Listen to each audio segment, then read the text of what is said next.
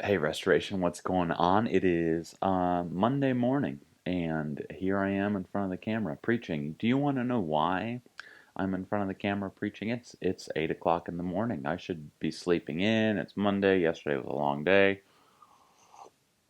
Well, um, the camera didn't capture everything last night, and so I had to redo the message here this morning, which is pretty fun and exciting.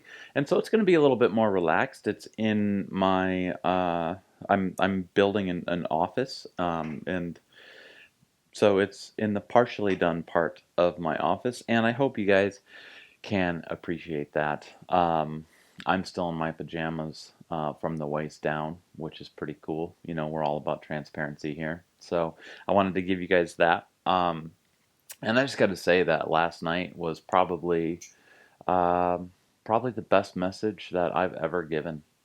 I got to say, I mean, it was top notch, best message ever. I mean, probably that anyone has ever given, and you missed it. So that's on both of us because the camera didn't work and you. It probably actually, no, I'm not going to say that it wasn't because who are you to know, right? For all we know, it was the best message ever, and you'll just have to ask people that were there. So, which are a good there's a good number of people. We don't actually count anyone. Um, at least we haven't yet, and we haven't found a biblical reason to do that. Anyway, I'm getting off track already before we even get started with our message. Last week we had talked about what it meant to go and make disciples, that Jesus called us to go and make disciples, and that can be kind of ambiguous, like what does that mean? How do we go and do that? Well, this week we're going to be talking about what it is that we're going to be doing, some of the things that we can do. And last week we had World Orphans here, and that was awesome. And we've got another organization that we're going to be talking about today as well. But before we get into that, I just wanted to let you know that the pool in my house, not in my house, I don't have an indoor pool at my house. I can actually see it from my window of my office here. Um, we got this free pool a year ago or a few years ago, and then we moved and we got the free pool back, and we moved it to our new house to us that we bought last year. And it's one of those pools that stays up. You don't have to. It's an inflatable pool, so it's actually quite a bit of a process to take down um, a non-inflatable pool. And um, we've had it this summer, and it's been pretty awesome. Except it started to get a little bit there's a little bit of green in it, right? There's a little bit of green algae growing inside of my pool, and at first I was like, it's not really that big of a deal. I'll turn the filter on some more, whatever. I'll make it happen, and it didn't work that way. It Yeah, that was a problem. It kept going. It kept growing. The algae did, and now my pool is a lush aqua green because I've tried to fix it. I've put in the algicide. I've put in the shock, which scares the algae away. That's why it's called shock. If you didn't know that, that's the best dad joke I can give at 8 o'clock in the morning. But it wasn't going away. It's this nice aqua green color now, and it's all because I ignored it, and it went away. And I think we all have problems like that in our lives, right? Where we ignore the issues, we ignore whatever it is. If it's a health issue, if it's something going on at home, it can be a small thing like brakes on a car, which is also something I have to fix.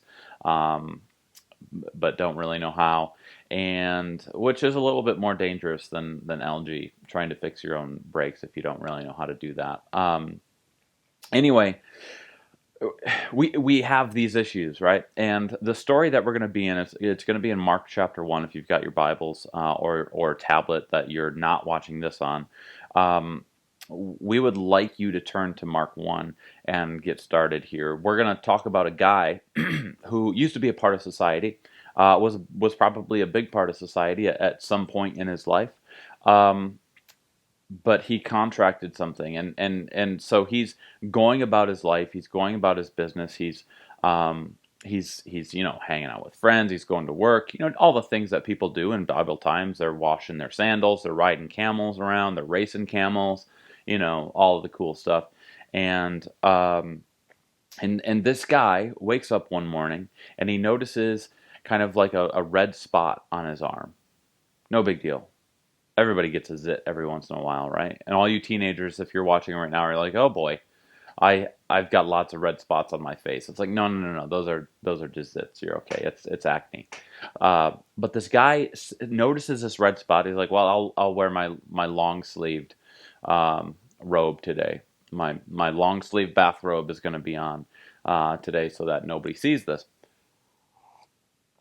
And the spots keep coming as time progresses on. The red spots keep growing and keep getting more and more harder to cover up. And then he gets them on his face. These red spots move to his face, and he's concerned. And then those red spots turn white.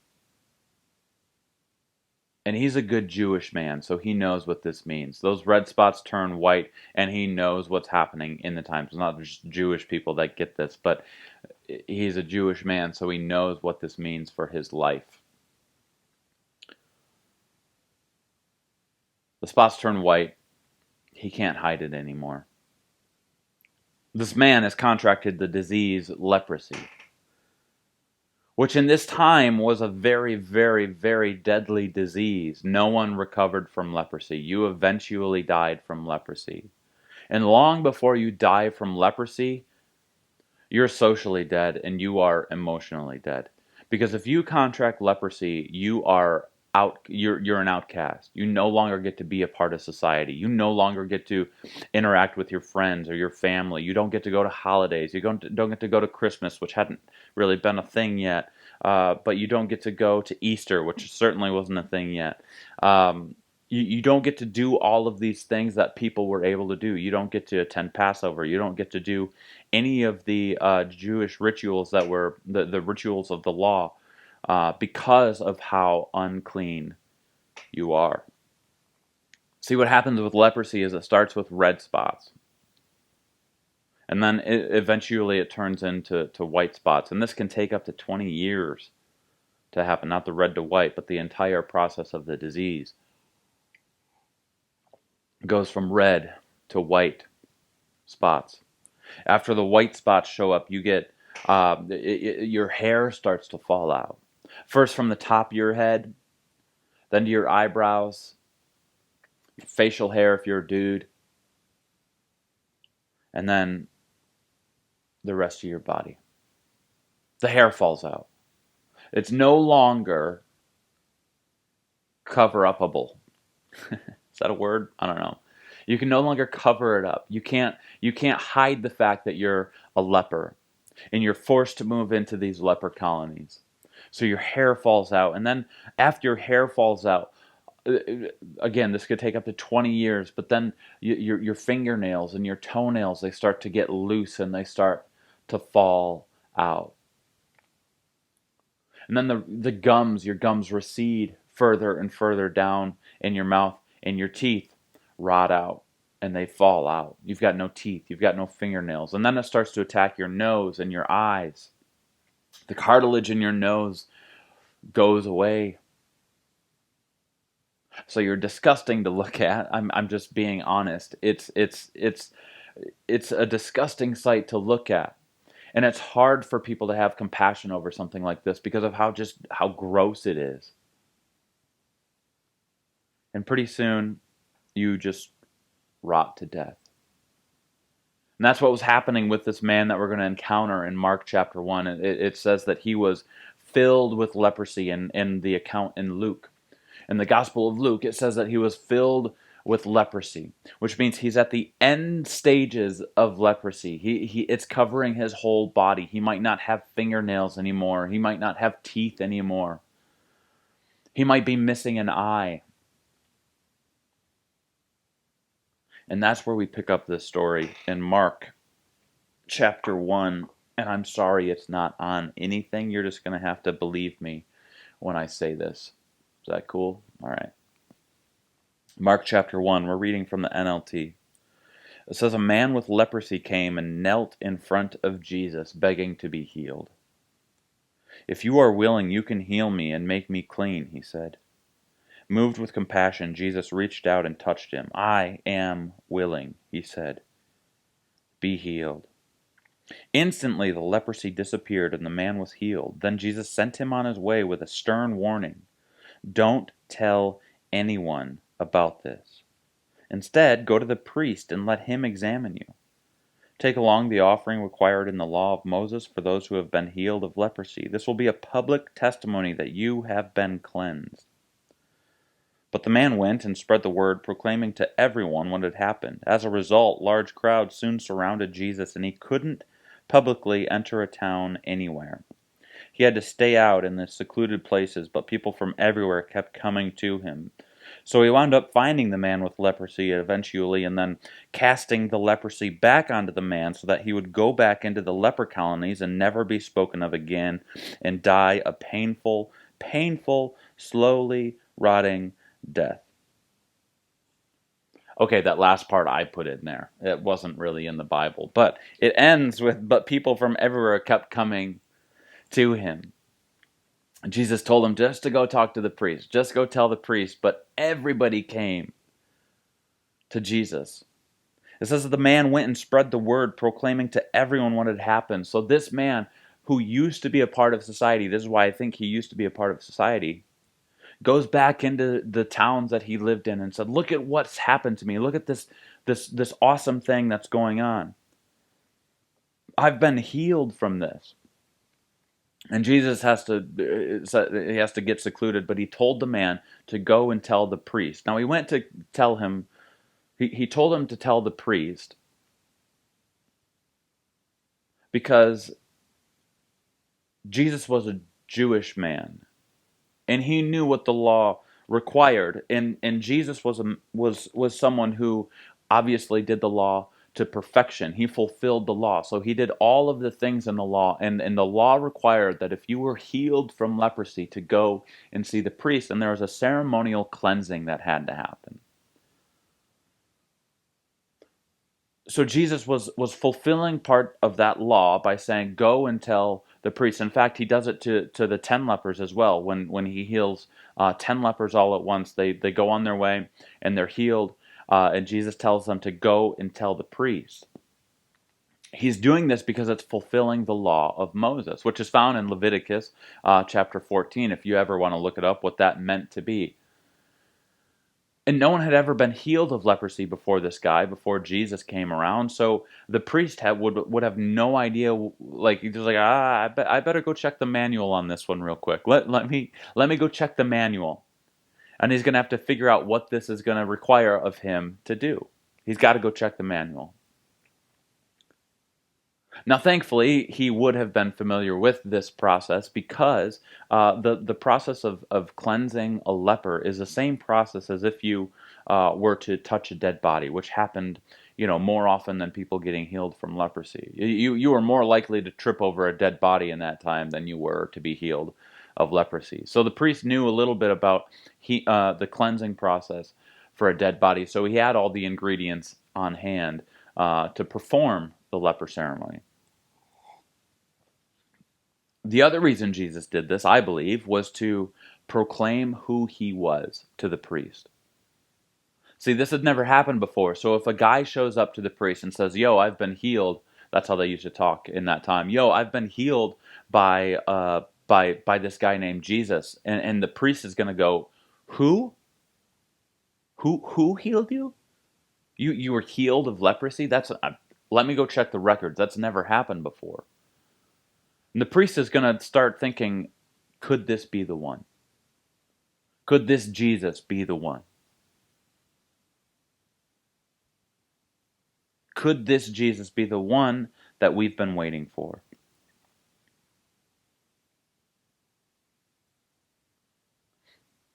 Now we're going to get into the meat of the message, finally.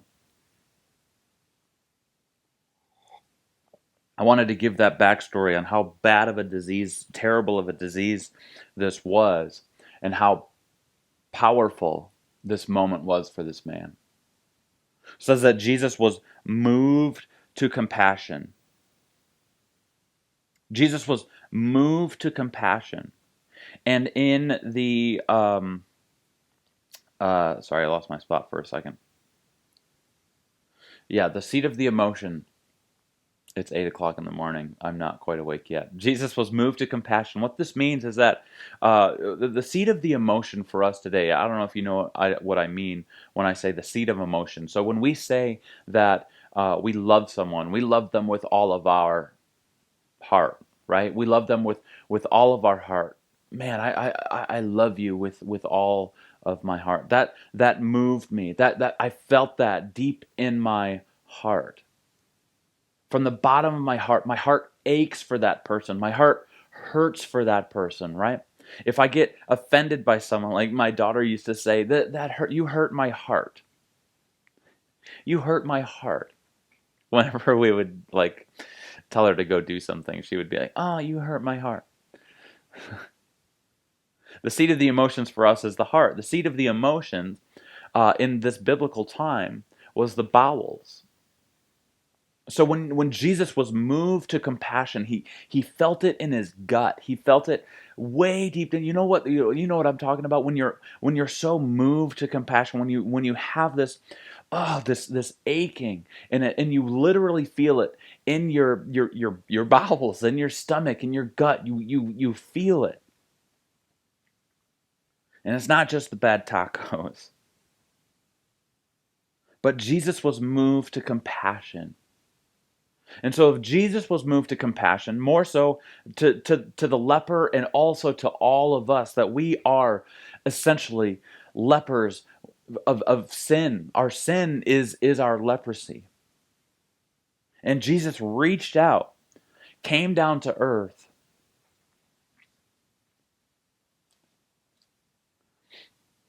and touched us so that we could be saved.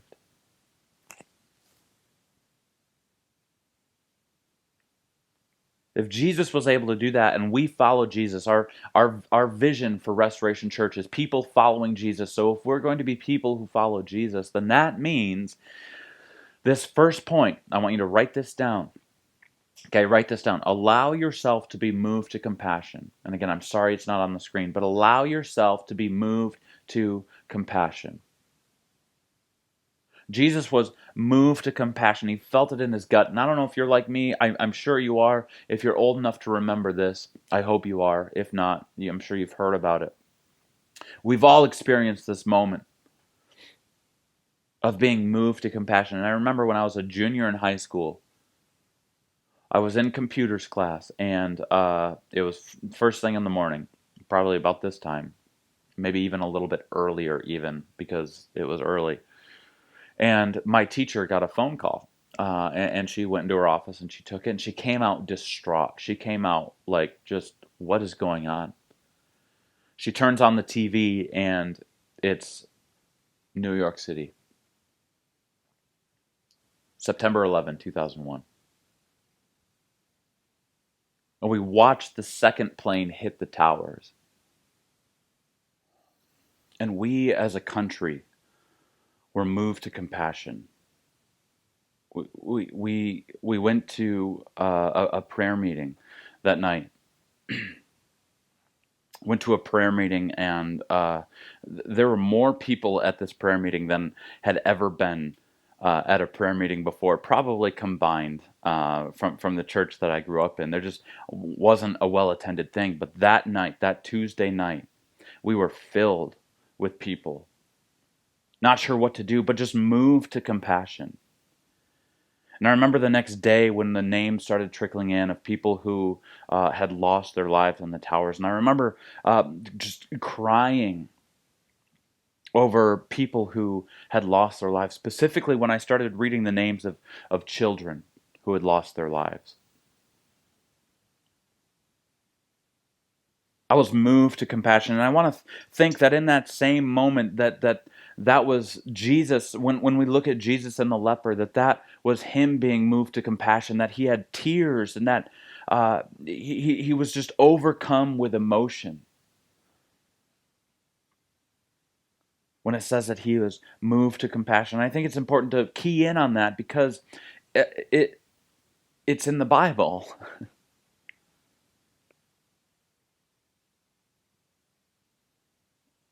And if it's in the Bible, then it must be important.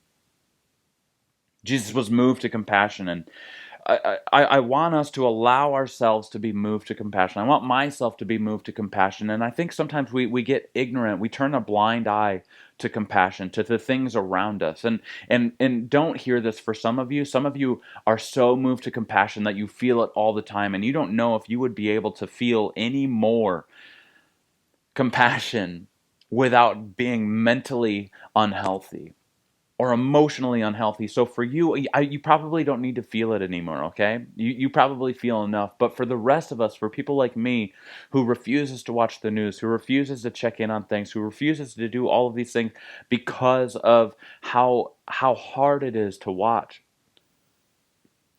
we can't turn a blind eye to it. We have to be move to compassion. Because if we just live in these little Christian bubbles without seeing what's happening in the world around us, then we're not going to be very effective. Like we said last week, that we need to go and make disciples. If we do that, if we secure ourselves and shroud ourselves in this bubble, we're not going to go anywhere because we're not going to see the problems around us. Allow yourself to be moved to compassion. And the beautiful thing is that we see Jesus doing this. We see him move to compassion. And the next point that I want you to write down is allow compassion to move you. Allow compassion to move you. I say it twice so that you can, write it down. Jesus allowed compassion to move him. He saw this leper. He saw that he needed. The leper was kneeling in front of him. How painful that must have been. And asking to be cleansed. And Jesus was moved to compassion. And so he looks down at this man, moved to compassion, and allows compassion to move him. And he reaches out and touches him. Jesus could have done anything in that moment to heal the man. He could have snapped his fingers. He could have done a little thing. He could have done what he'd done before, maybe pick up some dirt, spit in it, put it on the guy's face or something. He could have done any of those things. He could have just said the words, "You're healed," which he had done for some lepers before. Or later on. It's not before, it's later on.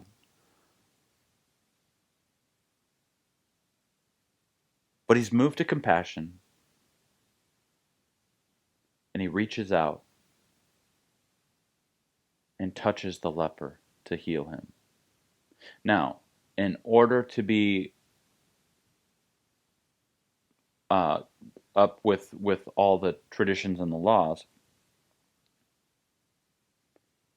I believe that the man was healed before Jesus touched him. That's just a little thing. Just a millisecond before Jesus touched him. Because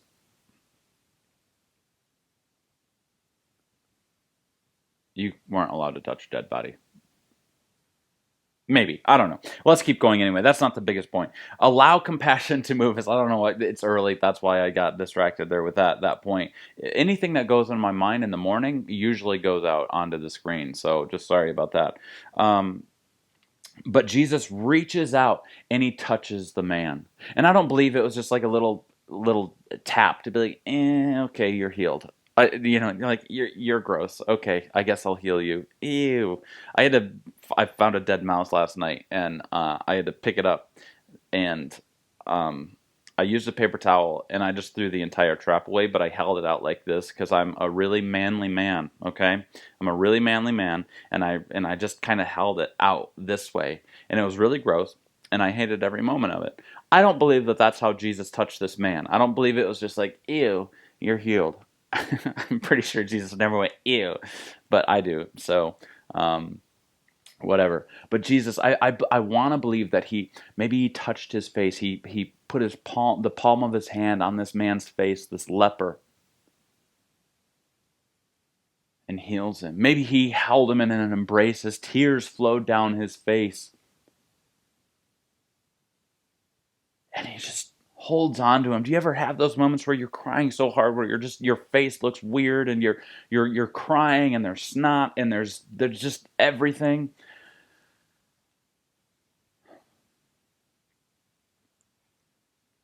How awesome is it that Jesus allowed compassion to move him? Not just for the leper, but again for all of us, for humanity. That he went and died on a cross for us. It was one God man. You can't just say one man, because he was also God.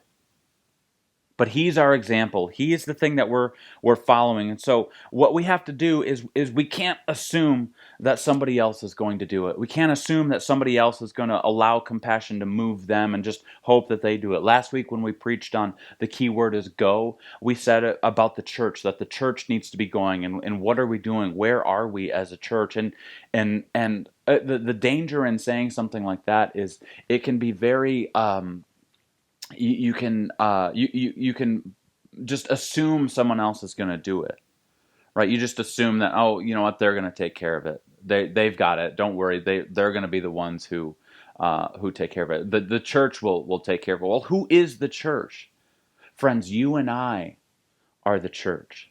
We are the ones that need to be moved to compassion and allow compassion to move us.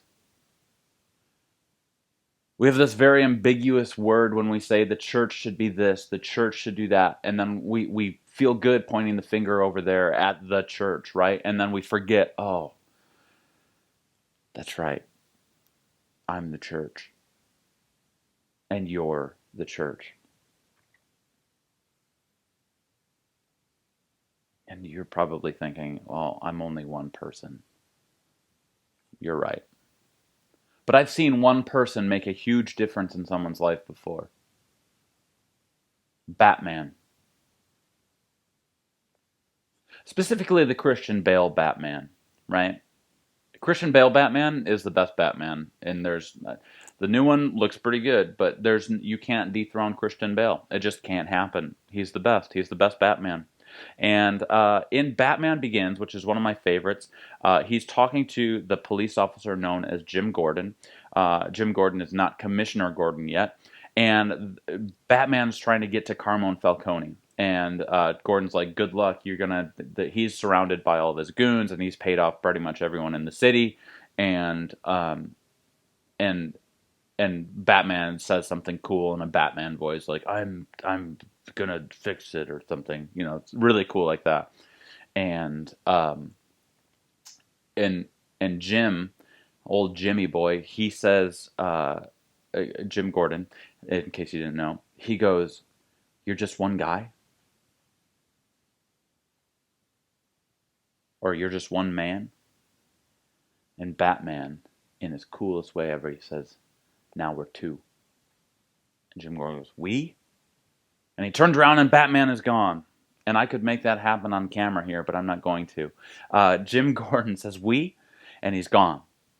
He's recruited Batman. See, and that's what I love about this, and that's the whole mindset I have moving forward with Restoration Church is, you know what, now or two. I keep having these one-on-one meetings with people that are just, I want people to know about restoration. I want people to know about what we're doing, and so I'm just having lunches with people. I'm having beers with people. I'm having breakfast with people, dinner with people, whatever I can do to get in front of people and just say, now or two.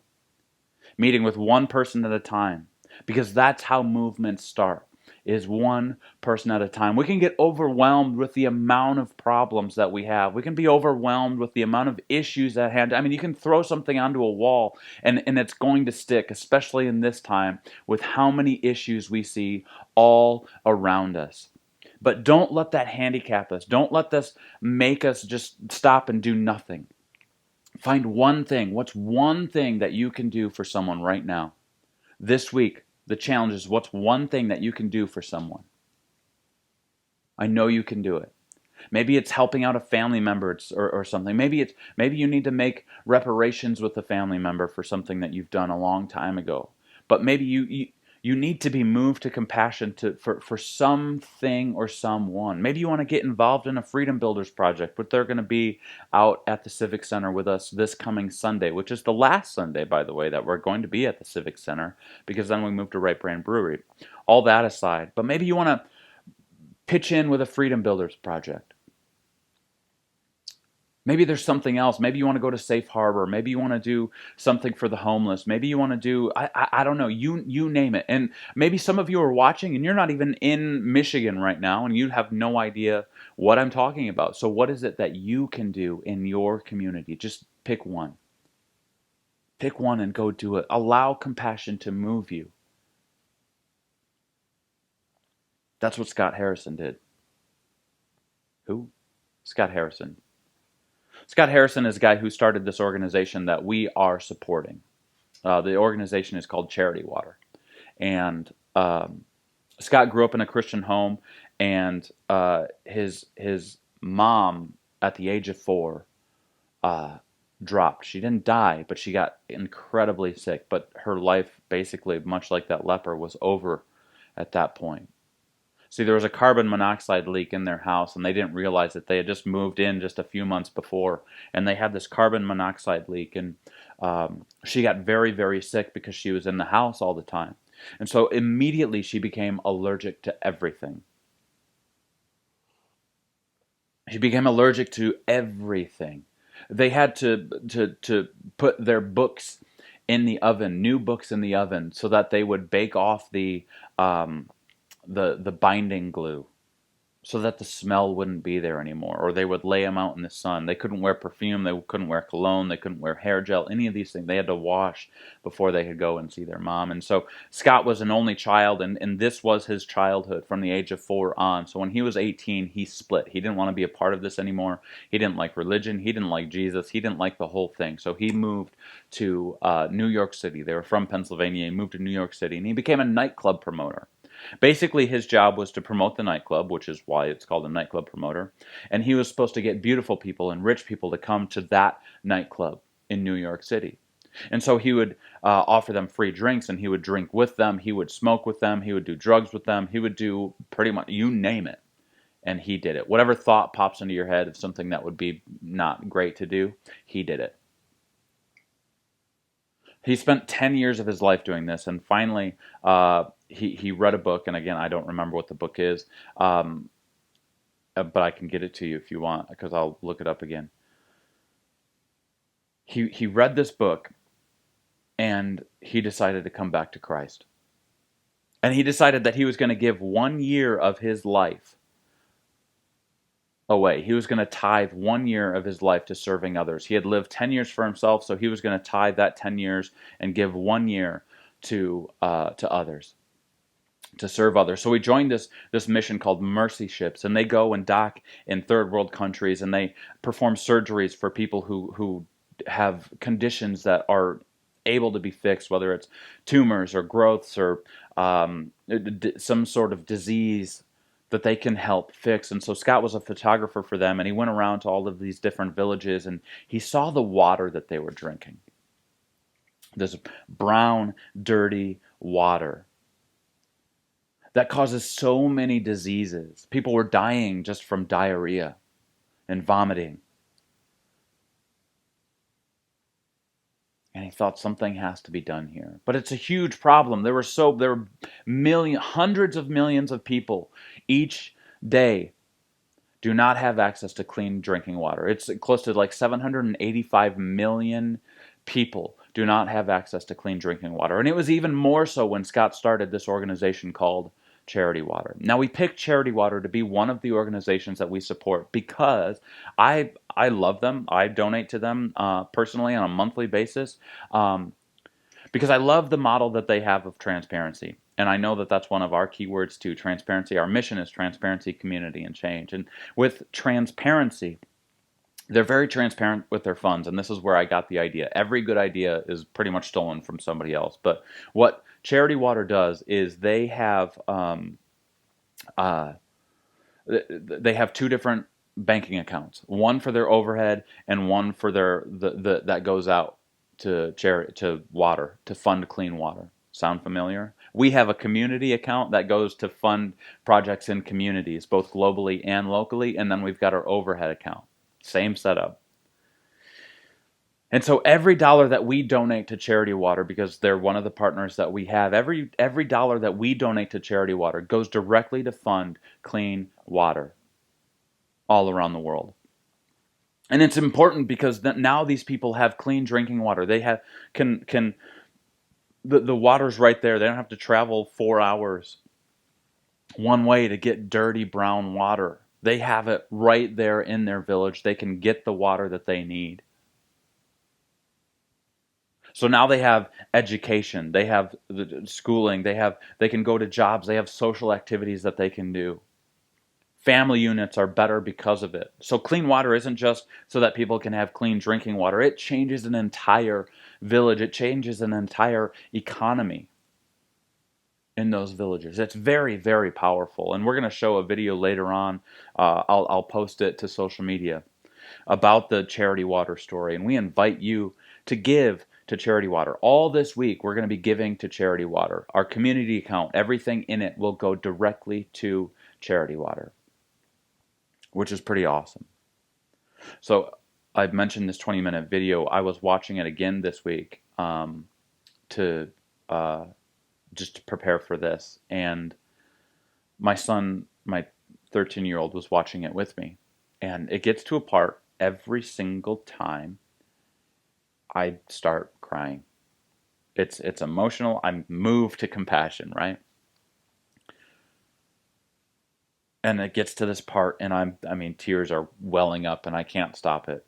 And I go over in the kitchen to do dishes or something, and so I can still hear it, but I can't let my kids see me cry, right? Because I'm a man or whatever. That's so stupid. And he goes up to his room, and I was like, "Yeah, I feel you, buddy. We're both crying, just thinking he's feeling the same way." And he had to go somewhere that day. I don't know, somebody was picking him up to go do something. I'm a really good dad. I'm really involved in my kids' lives, so I know exactly what they're doing. But he had to go do something, and before he left, he goes, "Hey, Dad, did you see that what I put by your Bible?" And I said, "No, I'll go check it out." And so he left, and I go over there, and there's a note.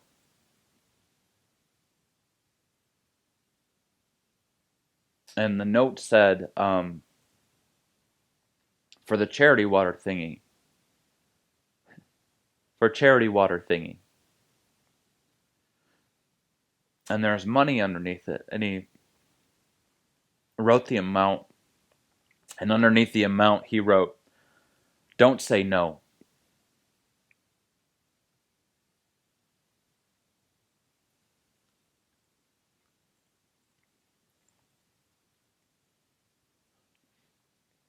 And he donated $60 of his money to fund clean water. He gets it.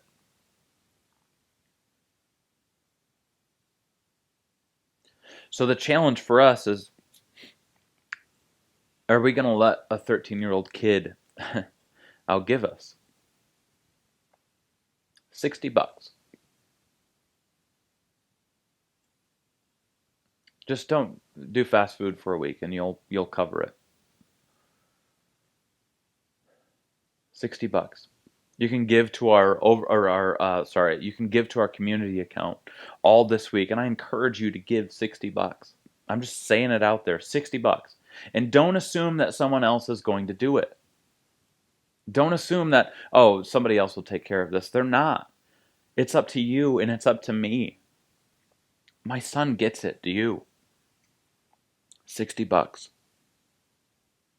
You can go to restorationtc.com/give. Click on the community account, put in $60. There you go. This week, it's going to Charity Water.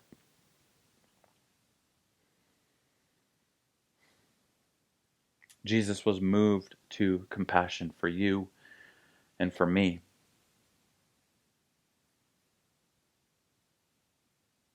Let's follow suit, guys.